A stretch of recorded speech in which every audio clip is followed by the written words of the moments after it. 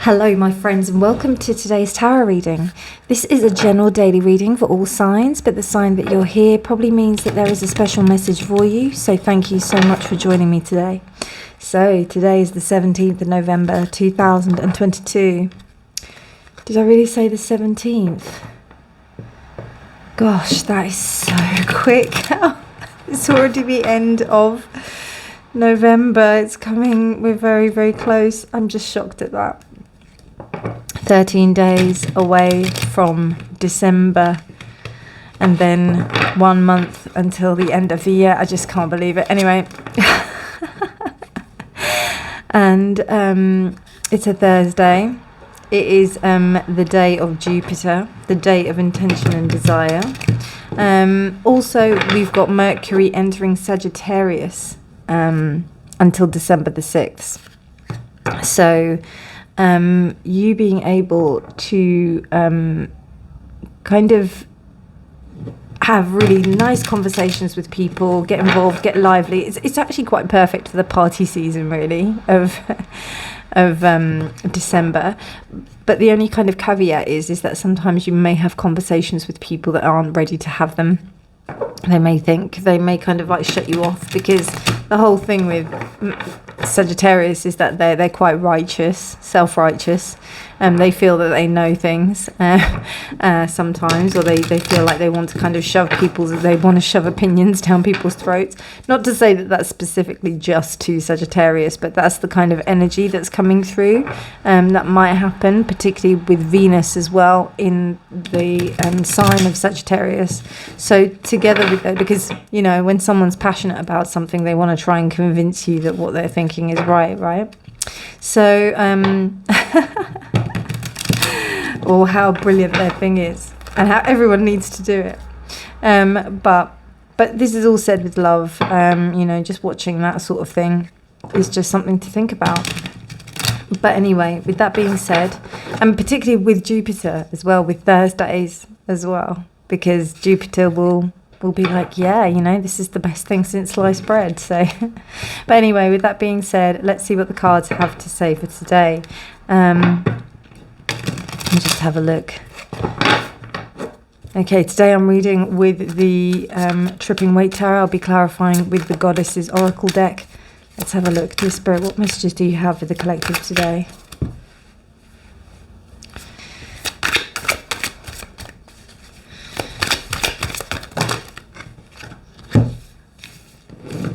How many is there here?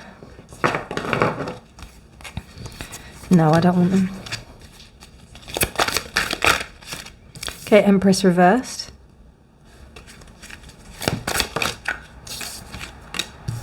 The Seven of Wands reversed. The Ace of Wands reversed.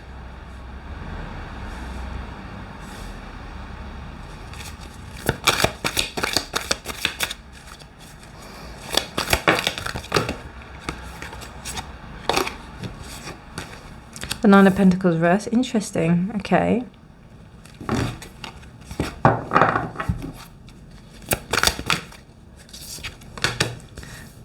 Everything's reversed. Okay, thanks, world. Knight of Pentacles reversed. Ace of Wands reversed.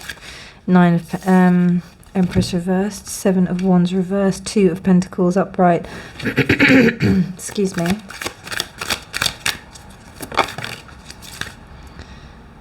And the Ace and the Knight of Swords reversed. Okay.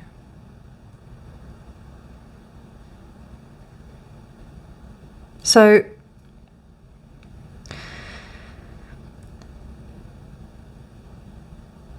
first thing is that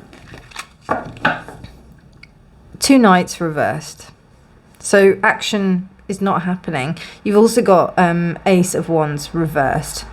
There's no action. So it seems to me that someone is not taking action on what it is that they want. And they are okay with that. Actually, they're pretending that they're okay with it. They may be appearing to be that they are okay with it. But it's almost like they need to go through this to understand what it is that they truly want. So because there's such a lack of action that's going on, Knight of Swords can't say anything. Knight of Pentacles can't make any movements to make anything happen. They're ghosts, and kind of like all of the things that are like coming to attack them, they're kind of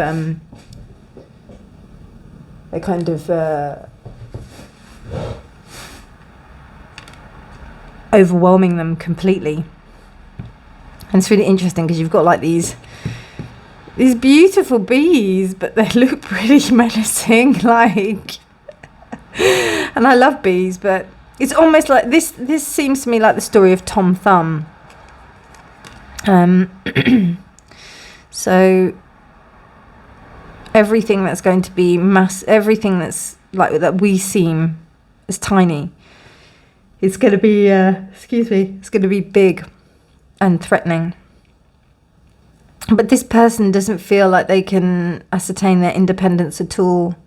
They also feel like they can't have any, there's just no productivity at all. Particularly with the Ace of Wands reversed as well. There's no... And this is quite nice because it gives a more sacred vibe to the Ace of Wands rather than this just being the Ace of Wands. And for those of you who know tarot, I'm sure you understand what the Ace of Wands usually signifies. It's a very sexual card. But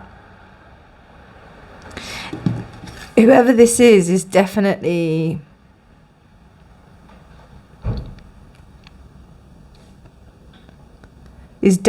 feeling like they have it under control, or is trying to give the impression that they have it under control. This card reminds me of Charlie and the Chocolate Factory, the original one with Gene Wilder.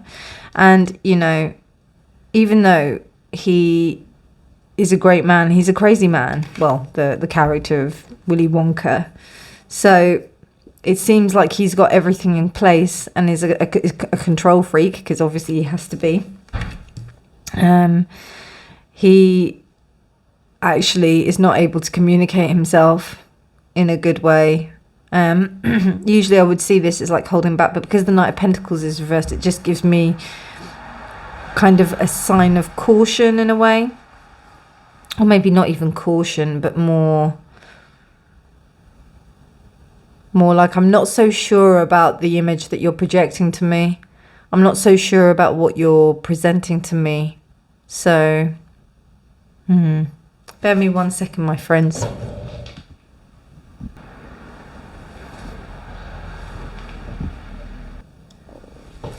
So, with that being said, this person is coming to realize that they don't want to be on their own.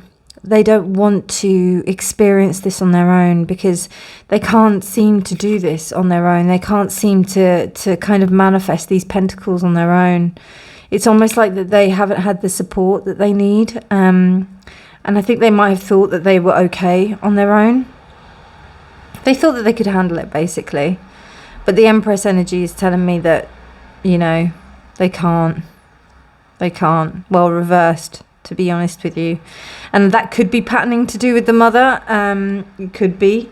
And particularly because these two cards, for me, this is very much like the pre-Empress mode. It's a very independent female with lots of pentacles. The only thing that's missing here is the emotions. But in this particular deck, we have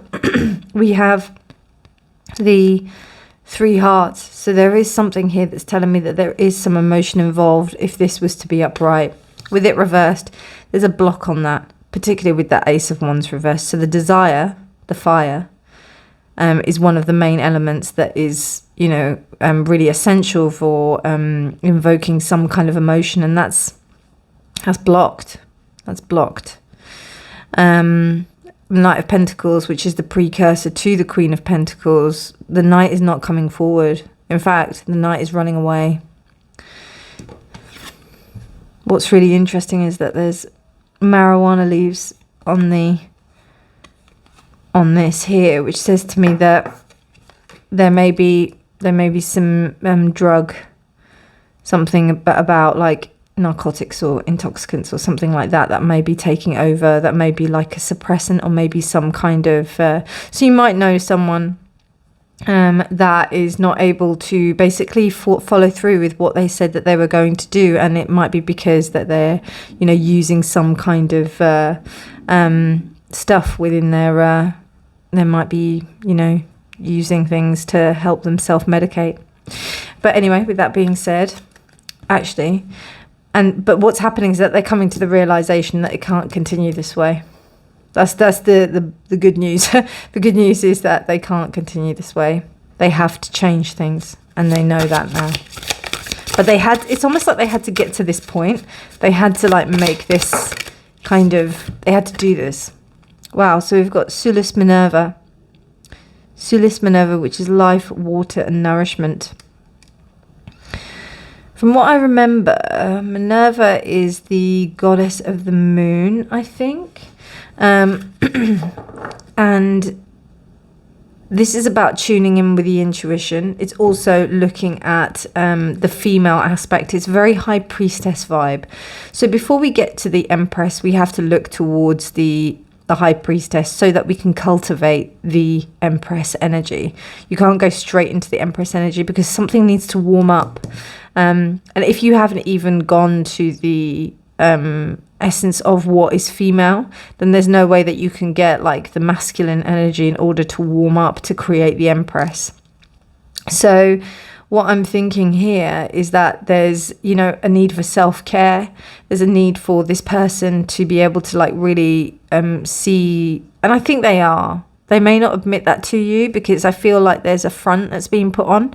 And I do definitely think that this is someone that you might be working with, or this might be someone that you know, maybe a friend.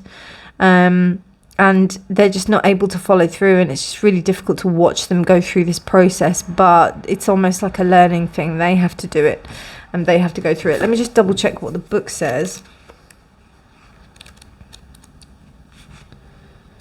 So, yeah, it's an amalgamation of two deities. So you've got Sulis Minerva, you've got the Celtic goddess of water, and you've got Minerva, who's who I'm looking at. So, oh right, okay. So you've got the town of Bath, and like in Somerset, and this is where she came up. Apparently, she came from the springs.